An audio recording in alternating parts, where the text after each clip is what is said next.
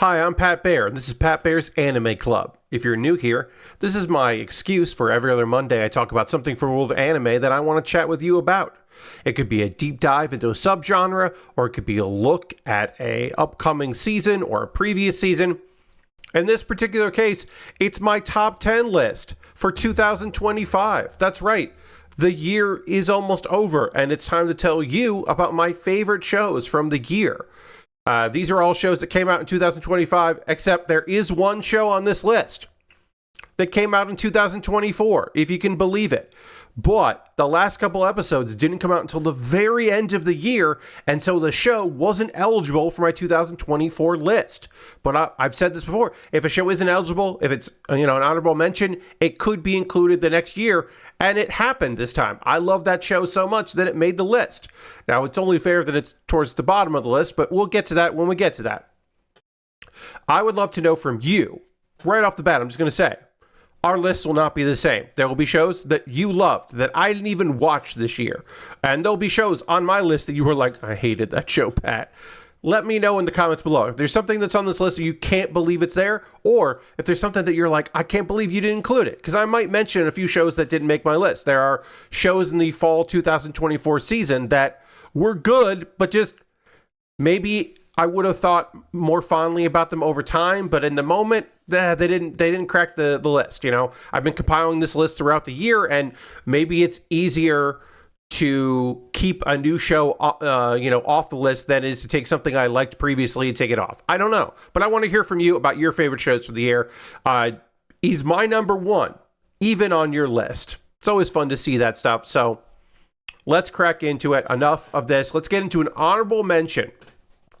This show that I'm about to talk about here is not number 11 on my list. It's probably more like 14, 15. I took this off before I took off a bunch of stuff. So let's talk about it. G-Quux. Mobile Suit Gundam G-Quux is not on my list. I don't think I like this show, but I'm giving it an honorable mention because it's a Gundam series, and I talk a lot about Gundam.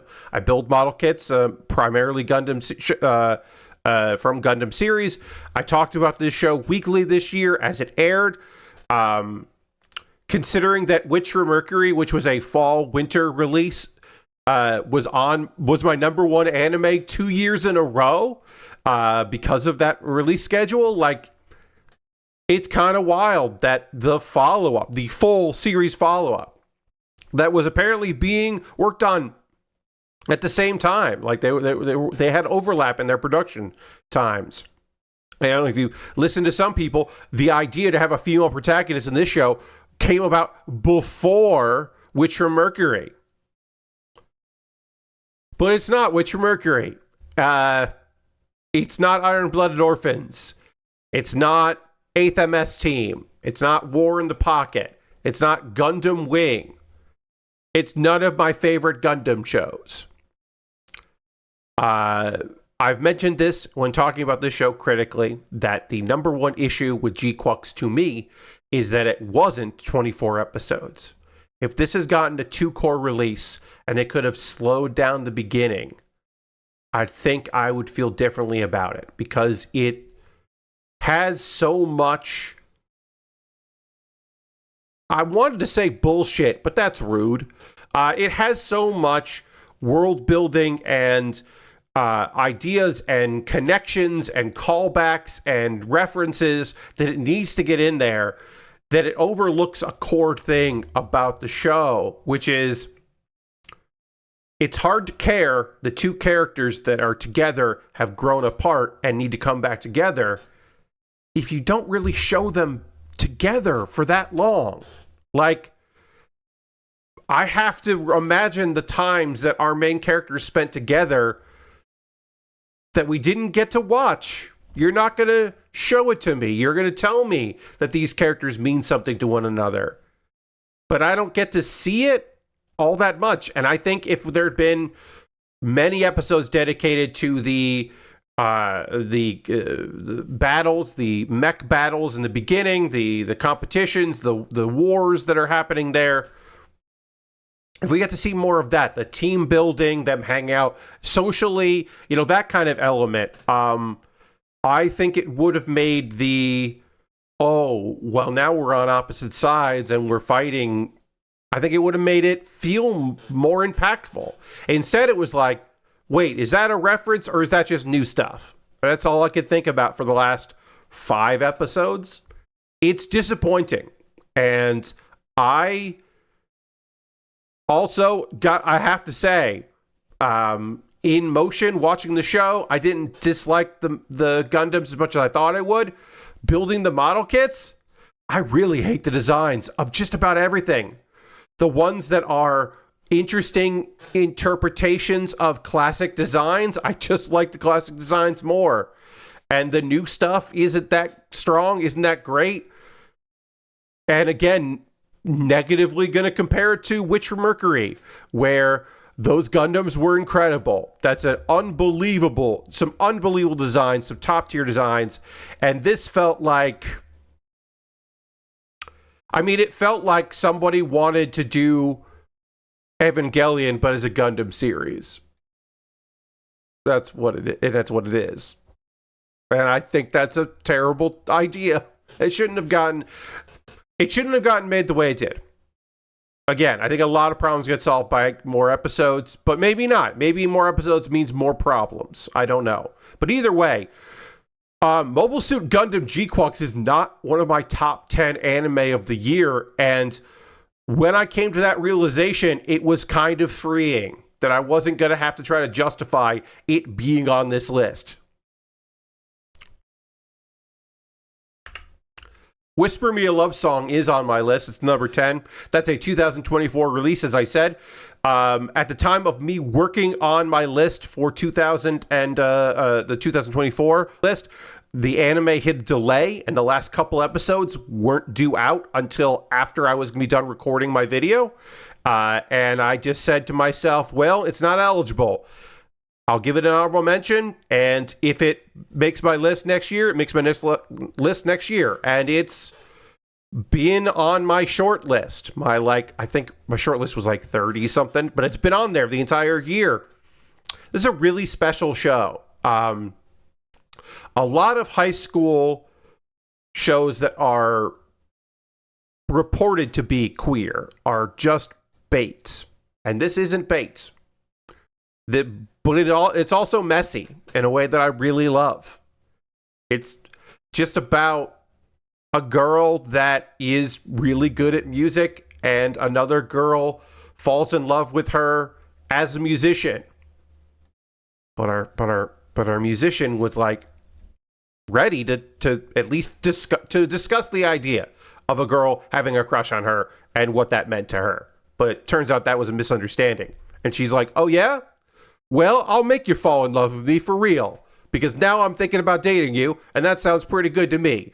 And that's the premise, and it's heartfelt, and we learn a lot about other characters, and some real drama happens, and it's also really lovely and sweet and clumsy, and the music's great.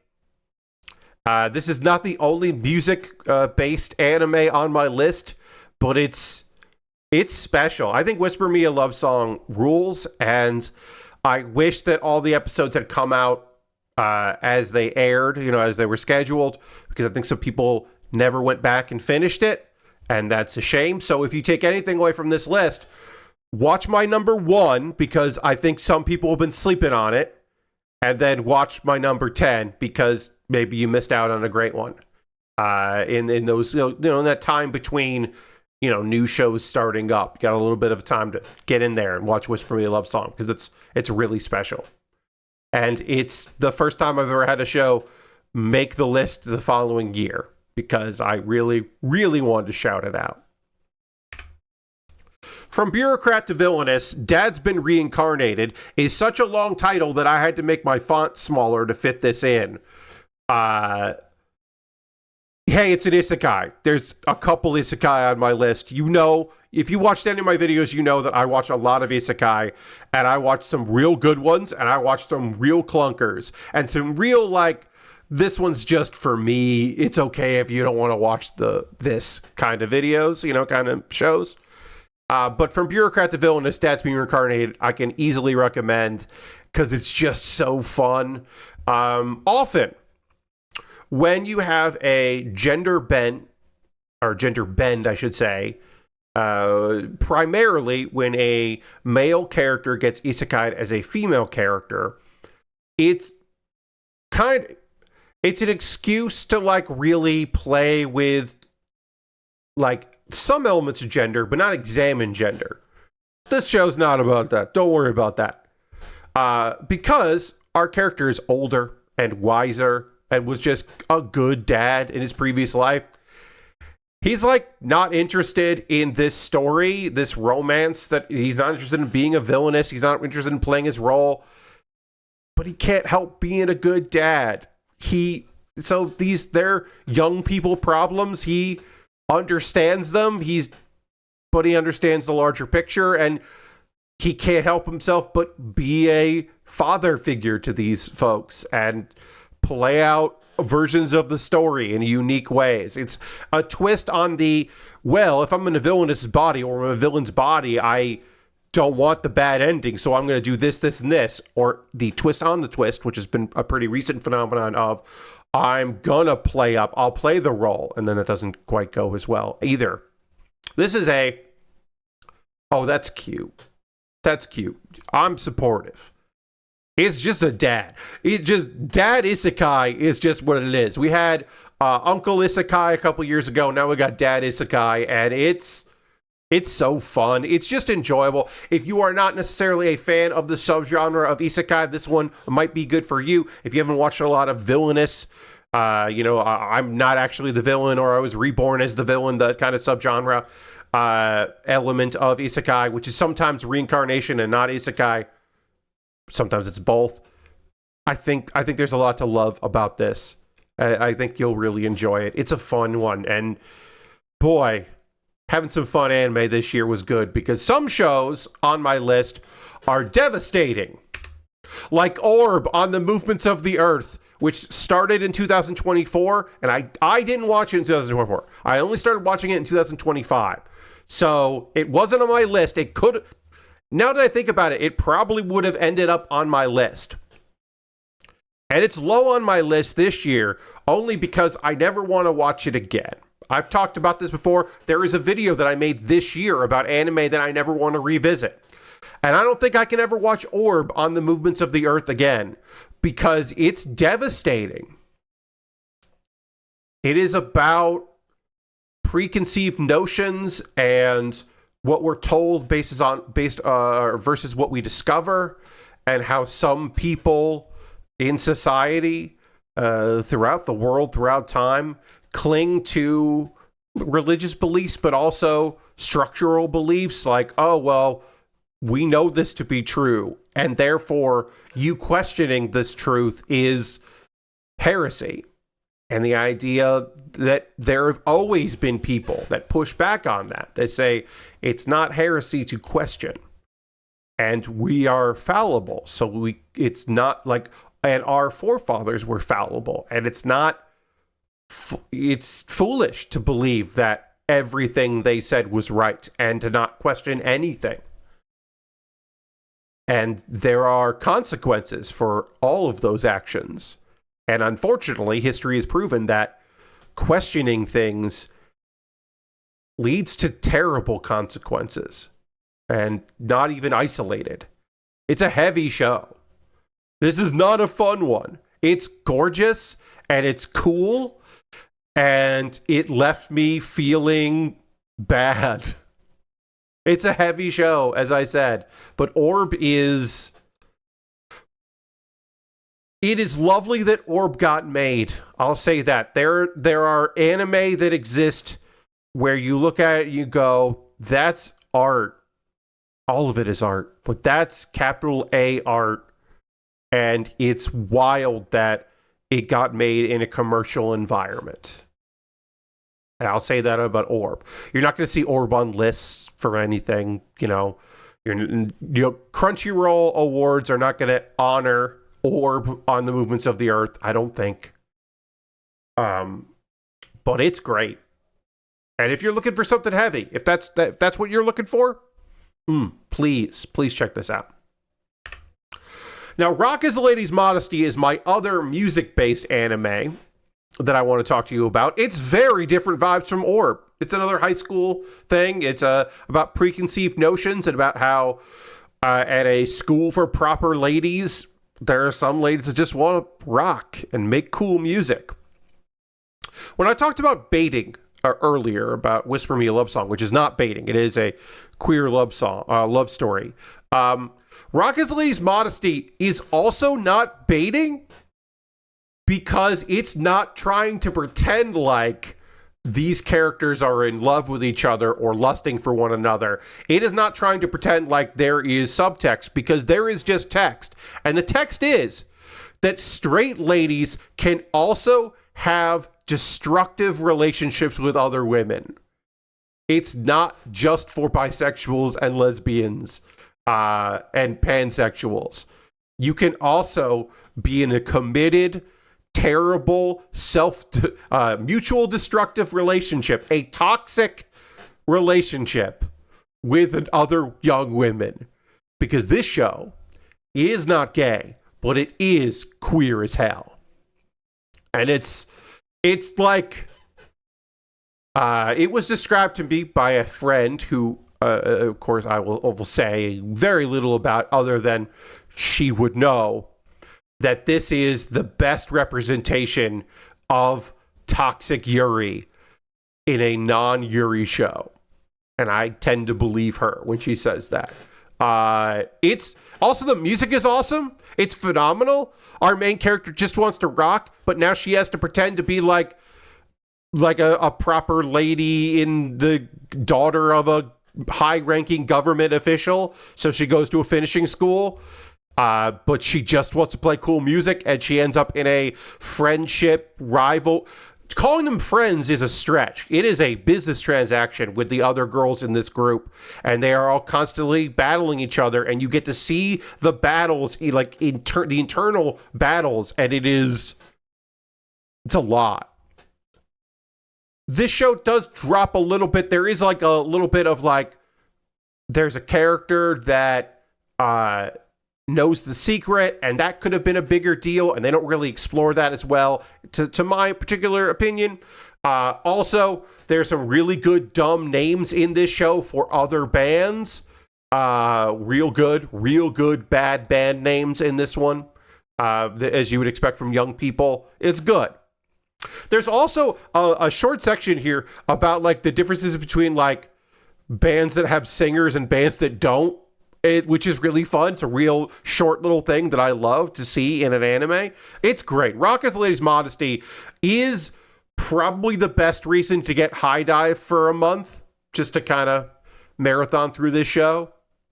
You could do way fucking worse. I mean, it's my number 7. Out of all the anime I liked this year and loved this year, it's my number 7. And my number 6, I don't know if you should go and watch. I don't know if you should get Amazon Prime for a month to watch this or whatever, like to watch New Panty and Stocking with Garter Belt, the sequel to Panty and Stocking with Garter Belt, because I don't know if I can recommend this show to anyone. But it rules. I talked about it in my previous video of the pop culture references in this show. That is a love letter to some weirdness and the creator's favorite 2000s things. And also earlier, it's a trip.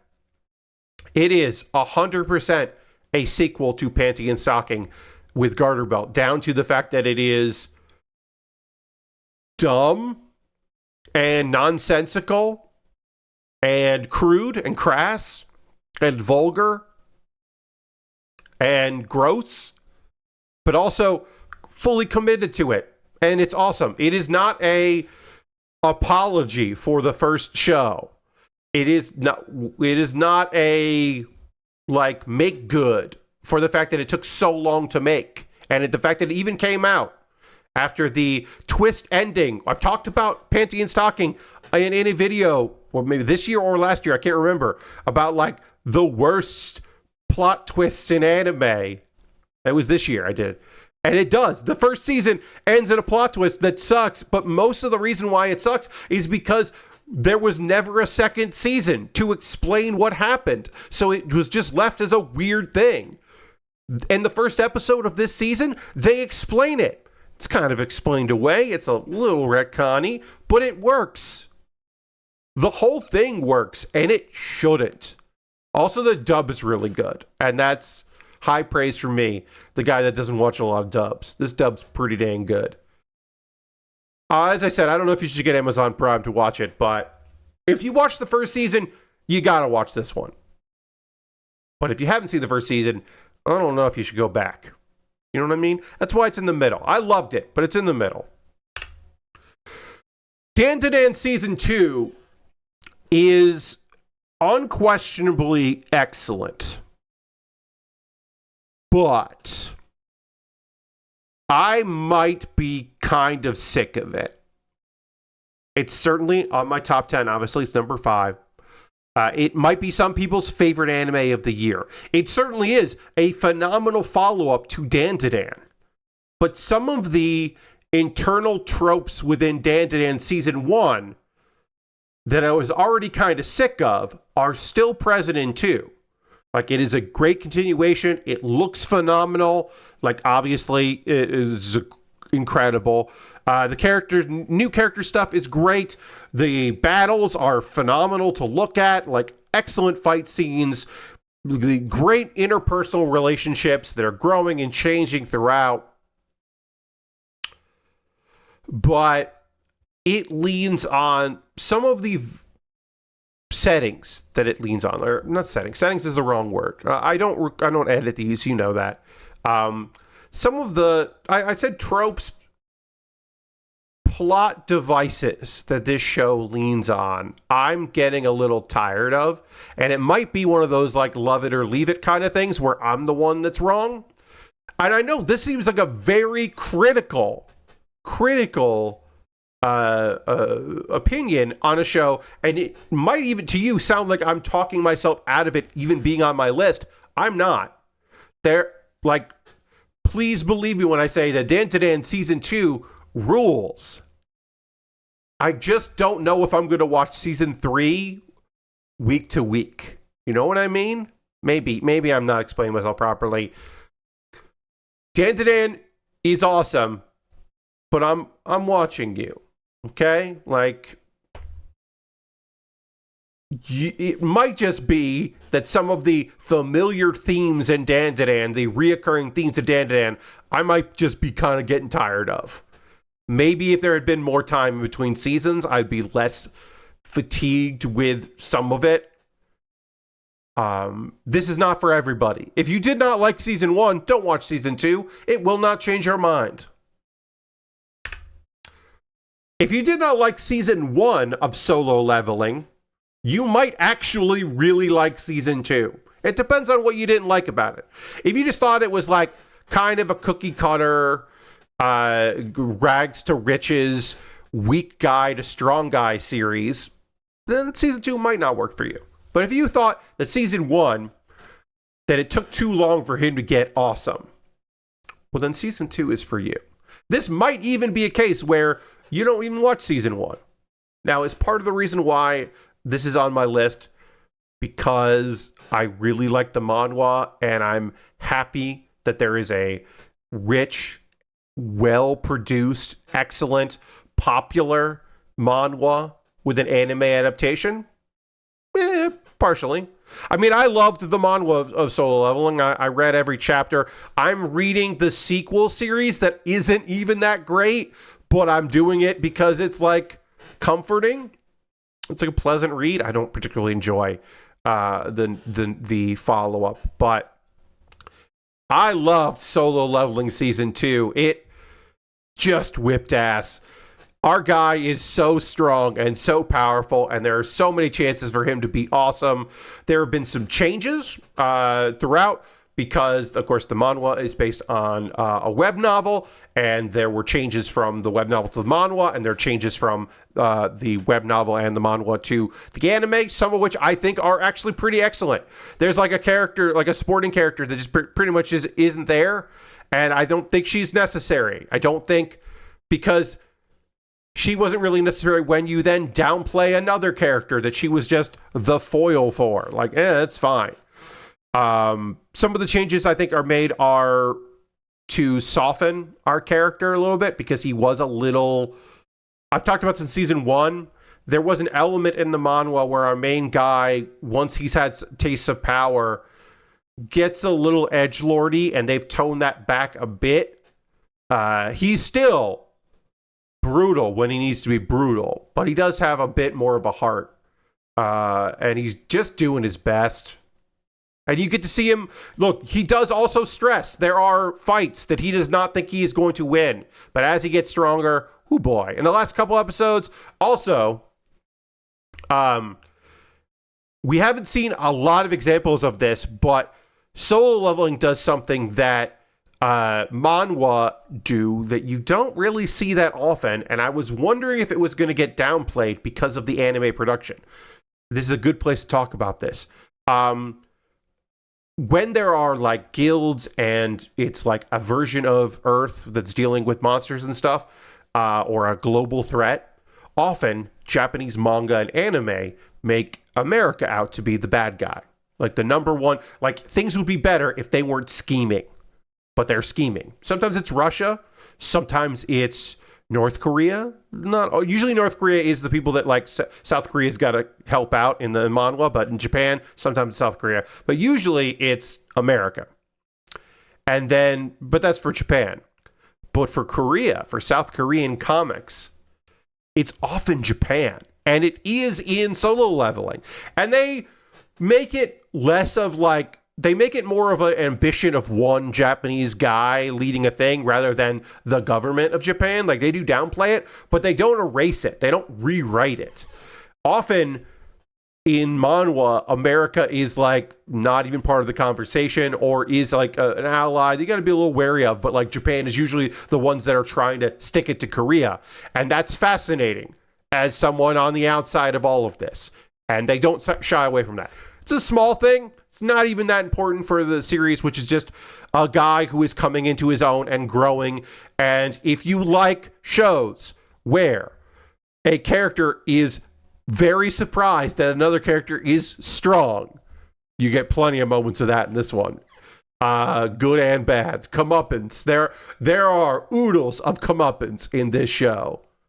You should check it out. That's Solo Leveling Season 2, which... yeah, man, it's so good. Oh, it's so good. Also so good is my biggest surprise of the year. And hey, is this the highest ranked isekai ever on my list? I think it might be. Don't quote me on that. There might be there might be something that hit number 2 at some point. I don't think I've ever had number 1, but there might have been number 2. But it's high for an isekai, a genre I really like, subgenre I should say. But Zenshu is an isekai. Hey, surprise. I didn't know that. Coming into it, it was an original. It's original from Mappa, and they were like, "Hey, yeah, we're just like making this show about art. You know, we do that. We're gonna make this show about a girl. She had a big hit for her directorial debut, and now she's working on her next project, and it's about romance. And she, well, she doesn't have any experience doing that, so she's struggling." And I was like, "Oh, that sounds kind of cool." And while I do have some reservations about Mappa doing a thing about art, considering the status of a lot of projects at Mappa and we only know this because they worked with a lot of external artists outside of the country that apparently working conditions there were very poor. And now there's a lot of NDAs, so we don't quite know what's going on there. I'm like, I have reservations to that, but I was still interested. And it turns out, that's a bait and switch. That's not the premise. I mean, she is struggling while all that, but then she gets isekai'd into her favorite anime as a teen, the anime movie that inspired her to become an anime artist, which is bad. She's in a bad anime, a tragic thing that people dislike, but she loves. And then she has art powers. And it is a celebration of artistic merit and finding love in the things that you're doing and trying to change the world around you for the better. And also some of the things she creates are love letters to animation. There's some stuff that's wholly original, but other things are like vaguely but clearly homages to things that people at Mappa really love. And it's awesome. It's gorgeous and it's really fun and cool. And there's a other isekai character in there that is very strange in a very cool way. And maybe the ending is a little sappy, but it's also pretty rad and cool. It's the best original of the year by far. And I like to celebrate originals when I can. There were like one or two other, at least one, maybe two more other bait and switch shows this year, but this one was by far the best. Zenshu. If the original premise didn't hit you, just watch this one. Watch it, please. It's really good. It's been sticking with me since it aired, and I knew it would be on my list since it aired. My number 2 anime of the year. There were times. I'm just checking my time here. Okay, great. Half an hour. All right. We'll get this going. My number 2 anime of the year was my number 1 for a while. There was a point where I was convinced this was my number 1, and my number 1's a fall anime. And it really made me say, no, this is going to be your anime of the year. So let's talk about the runner-up, which is still phenomenal, and you should see. It's called City, the animation. If you wanted to get Amazon Prime for 1 month to watch City the animation, that would be worth it. It'd be worth it to get Amazon Prime for 1 month to watch this show. Please watch City the animation. It is so funny and silly and weird and great. Second best show for pop culture references that are bizarre. There are some things I will not spoil. It is fantastic. It is just ostensibly, it is about 3 girls in college that all live in the same city. The city. But it is more than that. There are a plethora of characters. There's a lot of quickfire, short little gags and jokes. It feels like a manga come to life. There are my favorite characters are these very dramatic folks, high school kids that are very overly dramatic, and there's always a nice little button and a little punchline to it. It's really good. There are a couple episodes that are like the whole episode is one story, but most of them are like 6 stories, 7 stories throughout. Hard, fun jokes, non sequiturs, beautiful animation in parts. There's sometimes they're just like, oh yeah, we'll put the money there. Kyoto Animation did it, and they deserved a win after the many disasters there, both for the company and the people that work there.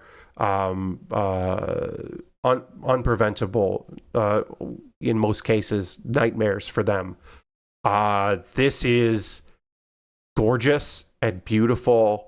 I feel like it might have gotten overlooked a little bit for some people this year because it was on. Because maybe there's some people that just like watched the first episode and they're like, this is just chaos. I don't know what's going on.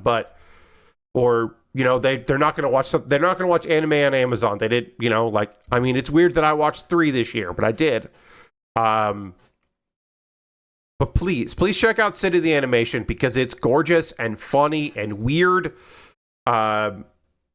It's so good. It's so good. I never thought we would get this anime adaptation, and I'm so excited that we did. I love the manga. I love the anime. And so this comes with obviously, it is my second favorite anime of the year. If it is on your list, I am not surprised. If it is your favorite show of the year, I am not surprised. Because as I said, I didn't think that my number 1 was going to be my number 1 going into it. I didn't know it would make my list because I've been watching, and it's a late season of a show, and it's a conclusion of a show. And I got to tell you, the 2020s haven't been really sticking the landing when it comes to shows, like wrapping up a show, in my opinion. They haven't really nailed it. And people haven't really been into it into the idea of saying goodbye. Audiences haven't really tuned in, but audiences tuned in for this one. And considering my feelings on the previous season, You may have guessed it by now. My number one anime of the year is My Hero Academia final season, which is gorgeous. It is incredible. I already liked the manga conclusion, and I think it was probably 3 seasons. It was maybe 3 seasons ago. I finished that season and then got caught up with the manga and kept reading because I really wanted to know what's going on. This previous season wasn't as in love with the show as I am now. 11 episodes, I think, helped. Also, what helped is they put money in this one. Y'all, every episode is a movie. I mean, there's a couple that's not necessarily true. So let's say 8 out of 11 episodes is a movie. Another great element about this final season is there's room for the epilogue. The epilogue takes a couple episodes. They didn't stretch it out to 13 or 24. They didn't end it with the climax and then not give a conclusion. The climax happens, and then we can check in and we can catch up and we can jump ahead a little bit. No big spoilers on there, but the last episode made me tear up. There's a moment for a character that you don't know. I didn't know. This one character that doesn't matter in the grand scheme of things, but matters very much in that episode, has a growth that is fueled by someone she's never met. To prove the point that Deku Midoriya meant something to people. He changed people. He didn't change the hero society on his own, but he did change it. And he changed society at large. It's gorgeous. There's also a sound cue about middle of the show or towards the end of the show that is unfair, and there's a sound cue as a BGM in the last episode that is unfair, that is like, come on, I'm already teared up here. I don't need that playing. My Hero Academia is a phenomenal series, and it's lasted, it finished the fight, and it stuck the landing. And as I said, I have watched the final seasons of a bunch of shows over the last few years, and maybe it's because of COVID, post-COVID, people weren't watching some stuff, or some delays happened, or just some shows, the manga didn't stick the landing, so the anime couldn't. But this one did, and it's so good. If you're behind on My Hero Academia, get caught up. You got a couple seasons, you should watch it. Even like I said, the season before, maybe not as strong episode to episode, but really ends well. It's heavy. This one also is heavy in places, and it is not a happy ending for everybody. It's wild, but there's also there's some cool stuff in here. Some of these fight scenes are incredible and look phenomenal, and our little guy did it. I've always thought of Deku as that. Deku is a little brother. Deku is a little, as I've gotten older, high school characters don't feel like contemporaries. They feel like little nephews and nieces, and that are non-related kids that are like, oh, my friend's kids. That's what they feel like. So Deku did good, and I don't know. It's weird to say, but that makes me feel good that Deku did his best in the end. A lot of people went plus ultra in this one, so you should check it out, please. And that's my top 10 list of 2025. Crazy for me. No Gundam in the top 10. Like Lazarus didn't make my top 10. I mean, I knew that watching it, but like surprised. Some stuff, there's Almost no romantic comedies. One romantic comedy in my top 10? That's a subgenre I love. And there were some good ones. In the fall season particularly, there were some good ones. It's just they got pulled out. They got pulled out of the list here. Whisper Your Love Song didn't even come out this year. But like I said, I justified for me. It's my list. You know? And for some people, it's the anime I watched this year ends up on your list, you know? And I think that's totally reasonable. But that's my top 10 list. What's yours? Let me know. You don't have to list all 10. Just tell me your favorite anime of the year. Tell me one that shocked you and surprised you. Tell me why I'm wrong about something. And also, this is the thing I love about these lists is sometimes I'm telling you about an anime you've never heard of. Is there an anime on my list that me talking about makes you want to see it? I hope so. But please let me know because that makes me feel really good. I've loved to hear that from people, so I would love to hear that from you, if possible. And that's going to do it for Pat Bear's Anime Club. There's one more Pat Bear's Anime Club coming down the pike here, a live recording coming. So I would love for you to join me for that. I'm going to go ahead. This is this image.